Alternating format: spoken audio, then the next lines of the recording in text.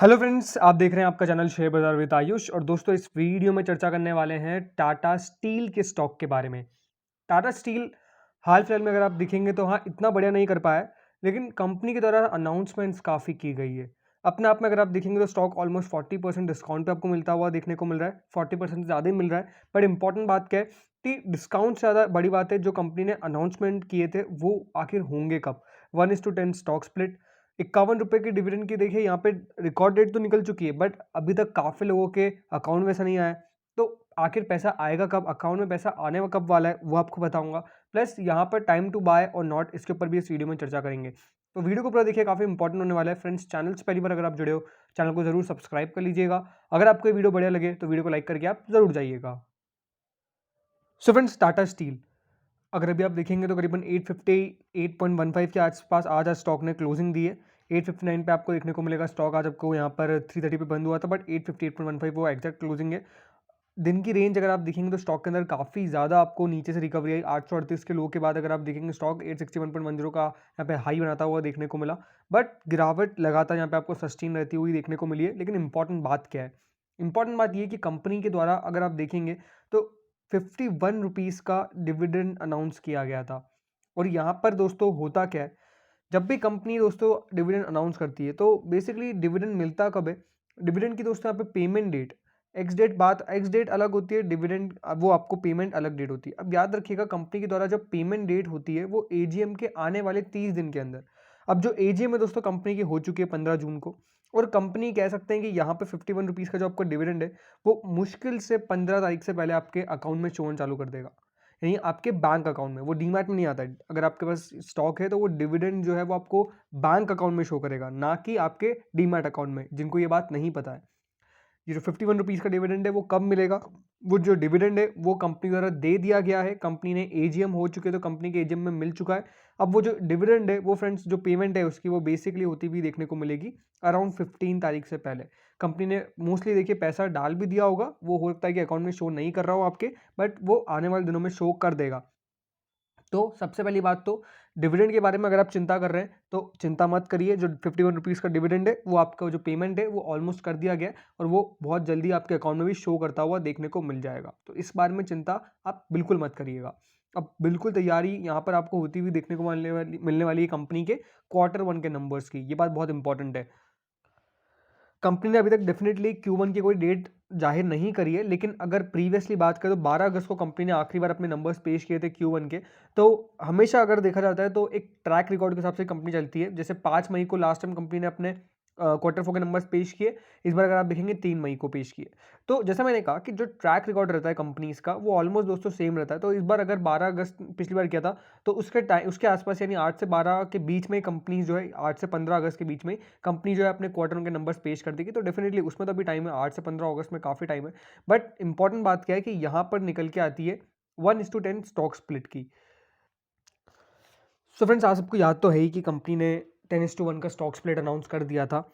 10:1 का जो stock split company के द्वारा अनाउंस किया गया दोस्तों, वो अनडाउटेडली बहुत इंपॉर्टेंट था कि आखिर मिलने कब वाला है, ये सबसे बड़ा क्वेश्चन था। अब देखिए, कंपनीज जब भी कोई स्प्लिट अनाउंस करती है तो उसके लिए सबसे पहले शेयर होल्डर्स का अप्रूवल चाहिए होता है। अभी तक कंपनी ने देखिए शेयर होल्डर्स के अप्रूवल की जो बात थी वो डेफिनेटली यहाँ पर एजीएम में करी है, लेकिन उसके आगे अभी तक कोई बेसिक अपडेट नहीं दिया गया है कि कब आखिर जो स्टॉक की रिकॉर्ड डेट रखी जाएगी स्टॉक स्प्लिट की। तो एक बात इंपॉर्टेंट है कि जो स्टॉक स्प्लिट की डेट है वो अभी तक जो है वो अनाउंस होती हुई देखने को नहीं मिली है। जब भी कंपनी अनाउंस करेगी तो रिकॉर्ड डेट अनाउंस कर देगी, फिर उसके बाद यहाँ पे आपको देखने को मिल जाएगा स्टॉक इस दिन रिकॉर्ड जिस दिन हो जाएगा उस दिन ही स्टॉक का यहाँ पे वैल्यू आपको हो जाएगा, फिर एक्स डेट हो जाएगी, और फिर यहाँ पे स्टॉक आपको रेगुलरली ट्रेड जैसे करता है वैसे ही करता हुआ देखने को मिलेगा। बट इंपॉर्टेंट बात क्या है कि अभी तक कंपनी के द्वारा इन्फॉर्मेशन नहीं दी गई है। अब ये इन्फॉर्मेशन में आखिर टाइम कितना लग सकता है, तो देखिए ये जो मोस्टली जब भी कोई कंपनी या फिर कहूँ एक बड़ी कंपनी स्प्लिट अनाउंस करती है, बोनस अनाउंस करती है, तो उसमें एक टाइम पीरियड लगता है। इसमें कोई डाउट नहीं है। ऐसा नहीं है कि देखिए बहुत जल्द हो जाता है। कंपनी पहले अनाउंस करती है, फिर पहले शेयर होल्डर्स का अप्रूवल लेती है।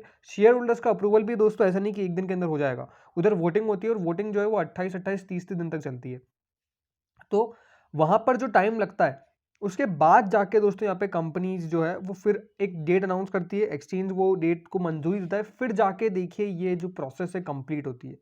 तो इसमें टाइम लग सकता है, बट मुझे लगता है कि हाँ, इस महीने के अंत तक कंपनी के द्वारा जो डेट है वो अनाउंस कर दी जाएगी। अपने आप में कह सकते हैं कि एक बहुत बड़ा फैसला लिया गया था कि ये टाटा स्टील को स्टॉक स्प्लिट करा जा रहा है। और स्टॉक स्प्लिट भी कैसा, जो स्टॉक स्प्लिट की वैल्यू आज आपको स्टॉक की फेस वैल्यू की बात करते हैं, तो वो जो फेस वैल्यू है वो आपको देखने को मिलता है अभी करीबन यहाँ पर 10 रुपये।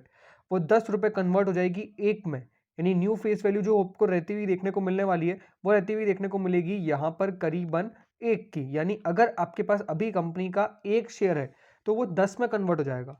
लेकिन हाँ, ऐसा नहीं है कि वैल्यू कम नहीं होगी, स्टॉक की वैल्यू भी कम होगी। स्टॉक की वैल्यू जो अभी आपको देखने को मिल रही है 850 रुपये, राइट।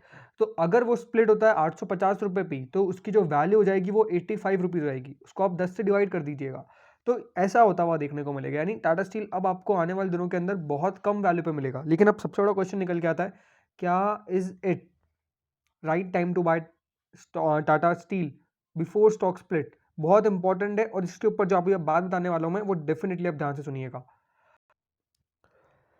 सो फ्रेंड्स, इसके लिए बहुत इंपॉर्टेंट है बाकी स्टॉक्स को कंपैरिजन करना। अब देखिए कंपैरिजन में क्यों कर रहा हूँ, याद रखिएगा जब भी कोई कंपनी स्टॉक स्प्लिट का अनाउंसमेंट करती है तो उस स्टॉक में एक मूव तो आता है, लेकिन जब कंपनी अनाउंस कर देती है रिकॉर्ड डेट, उसके बाद दोस्तों रियल मूव स्टार्ट होता है। बिकॉज उसके बाद अगर आप देखेंगे तो स्टॉक में ट्रेडिंग भी काफ़ी बड़े तरीके से होती है, काफ़ी लोग यहाँ पे आपको देखने को मिलेगा उसमें इंटरेस्टेड रहते हैं। प्लस एक रिकॉर्ड डेट के आने के बाद क्या एक माहौल चेंज हो जाता है। अभी स्टॉक आपको बढ़ता हुआ देखने को नहीं मिल रहा है, ज़रूर ये बात सच है। 6 महीने में स्टॉक ऑलमोस्ट आपको देखने को मिलेगा 26% गिर गया है, साल की शुरुआत से 25% का यहाँ पे घाटा दिया है। और अगर आप देखेंगे 30% ओवरऑल आपको डाउन चलता हुआ देखने को मिला है लास्ट 1 ईयर के अंदर। लेकिन अगर मैं बाकी स्टॉक्स को कंपेरिजन करता हूँ तो बहुत बढ़िया देखिए स्टॉक में तेज़ी आती है जब भी कोई कंपनी बोनस या फिर स्प्लिट अनाउंस करती है।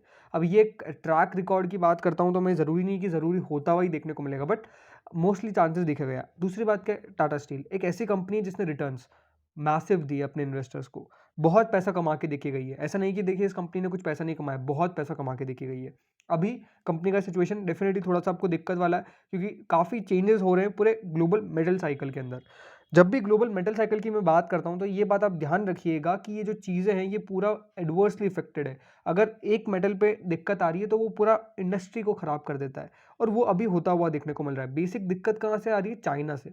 चाइना ने जिस प्रकार से दोस्तों यहाँ पर मेटल्स के ऊपर कह सकते हैं कि रिस्ट्रिक्शंस लगा रखे हैं, बहुत दिक्कत है, उसके कारण दिक्कत आ रही है। बट मुझे लगता है कि मेटल साइकिल जो है वो आने वाले दिनों में आपको सही होती हुई देखने को मिल जाएगी। लेकिन टाटा स्टील में क्या बाइंग करना है लेवल, तो ये लेवल सही है। अभी समझिए स्टॉक अपने 52 हफ्तों के लोज के आसपास चल रहा है। 827 रुपये का 52 हफ्तों का लो है। 854 पे भी आपको मिलता हुआ देखने को मिल रहा है, 860 रुपये के आसपास, माफ करिएगा। इंपॉर्टेंट बात क्या है कि इन लेवल्स पर बाइंग करने में कोई दिक्कत बात नहीं है। यहाँ से मुझे नहीं लगता कि देखिए स्टॉक में और गिरावट अब आपको आती हुई देखने को मिलेगी, यहाँ से तेज़ी बनेगी। और कंपनी ने एक बार रिकॉर्ड डेट यहाँ पर लिया ही, तो मुझे लगता है कि यहाँ से 5-10% का मूव तो बहुत आसानी से आ जाएगा। ये हमेशा देखा गया है। तो मुझे लगता है कि उस हिसाब से डेफिनेटली टाटा स्टील में इन लेवल्स पर बाइंग कर सकते हैं। दूसरी बात क्या है, टाटा स्टील स्टील सेक्टर का लीडर है, तो आपको ज़्यादा सोचने वाली बात भी नहीं है कि यहाँ पर अगर लॉन्ग टर्म में मैं पैसा लगाता हूँ तो पैसे को क्या होगा, पैसा बढ़ेगा ही बनेगा, बढ़ेगा ही बढ़ेगा। तो ये चीज़ें हैं जिसके ऊपर विचार करना चाहिए। अदरवाइज डेफिनेटली आपको अपनी समझाइश से कोई भी शेयर्स पिक करना चाहिए, बट मुझे लगता है कि इन लेवल्स पर टाटा स्टील बुरा नहीं है। तो फ्रेंड्स, इस वीडियो में इतना ही था। अगर कल के टारगेट्स की बात करता हूँ मैं, तो मुझे लगता है कि यहाँ पे वापस से स्टॉक में जिस प्रकार से देखिए बाउंस बैक आता हुआ देखने को मिला है, रिकवरी आती हुई देखने को मिली बेसिकली लोअर लेवल से 870 से आकर 880 रुपये के लेवल नजदीक ही है। तो फ्रेंड्स, इस वीडियो में इतना ही था। Thank you friends watching this video, hope you have subscribe the channel. Thank you friends watching this video.